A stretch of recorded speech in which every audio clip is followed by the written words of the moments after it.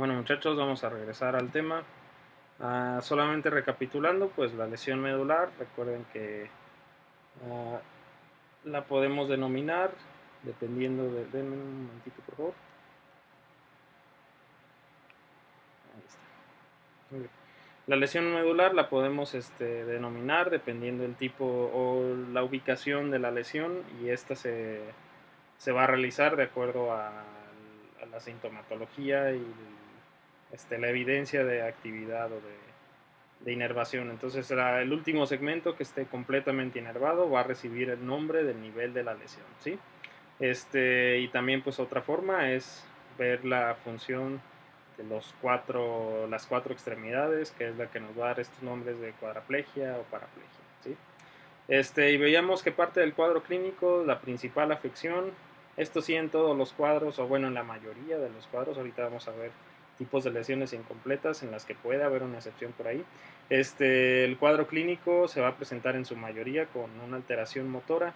Son pacientes, como yo les platicaba, pues que vemos en silla de ruedas, son pacientes que en ocasiones, cuando la lesión es a un nivel bajo, pueden llegar incluso a realizar marcha en ¿cómo se llama?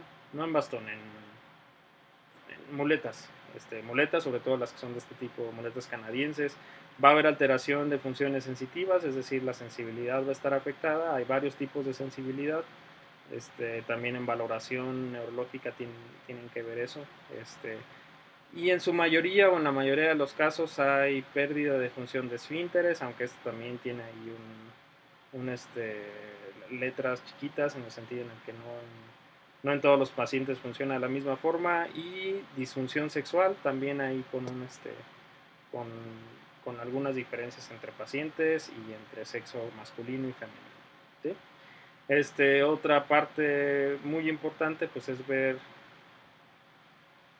bueno, ese es el cuadro clínico principal, ¿no? Y lo que tenemos aquí es una de las formas de hacer la valoración. Esto que están ustedes viendo, perdón, esto que están ustedes viendo acá, este, ahí está. Esto que están ustedes viendo aquí es la Asociación Americana de Lesión Medular, siglas en inglés.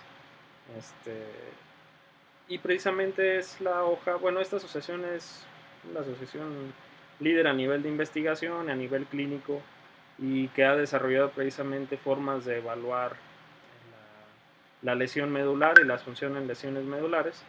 Y pues bueno, esta hoja precisamente es un cuadro en el que se estandariza la actividad motora del lado izquierdo y del lado derecho, y la función sensitiva lado izquierdo y lado derecho, y pues que ayuda a determinar el nivel de la lesión precisamente para darle el nombre que yo les platicaba. Ya más adelante y con más calma ustedes pueden analizar la hoja y el llenado, que es sumamente sencillo también, ¿sí?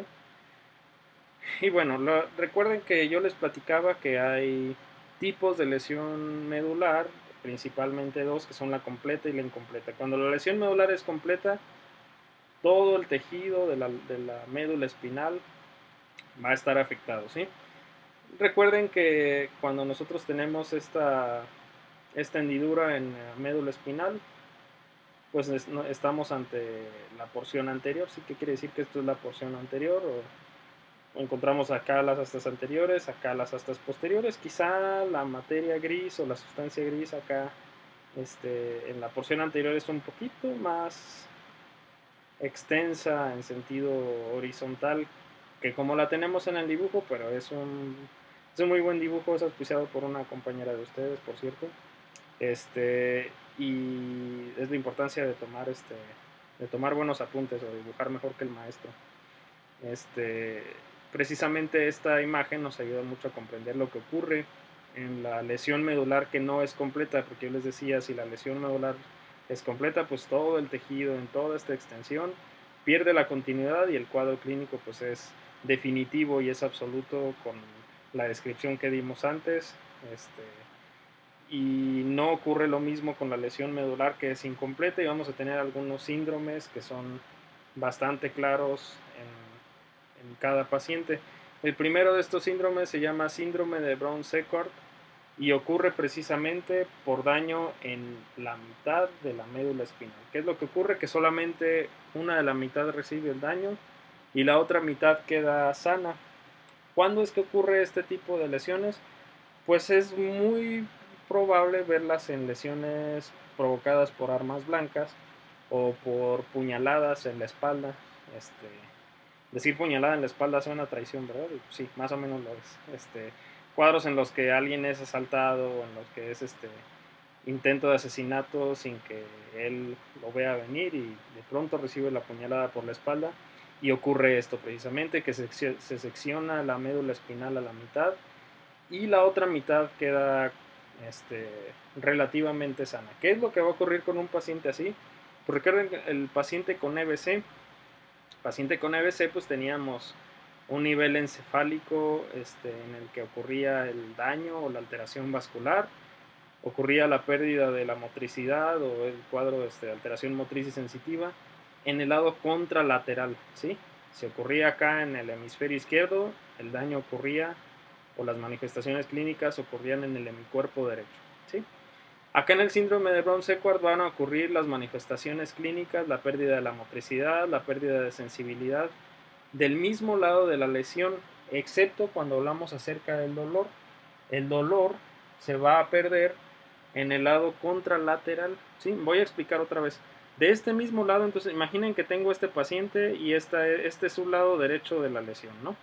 Este es su lado izquierdo del cuerpo, este es su lado derecho del cuerpo y es el que fue lesionado. Bueno, pues de su lado derecho este paciente va a perder la motricidad, de su lado derecho este paciente va a perder todo lo relativo con la sensibilidad y del lado izquierdo su motricidad va a estar bien, su sensibilidad va a estar bien, pero va a perder la temperatura y el dolor de este lado, ¿sí? Del lado sano.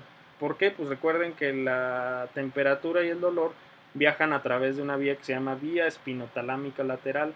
Y la vía espinotalámica lateral, a diferencia de las vías motrices a este nivel medular, pues sí realiza una decusación en segmentos superiores a su emergencia y precisamente por esta decusación pues se pierde la capacidad de percibir el dolor y la sensibilidad de unos segmentos por debajo de la lesión, ¿sí?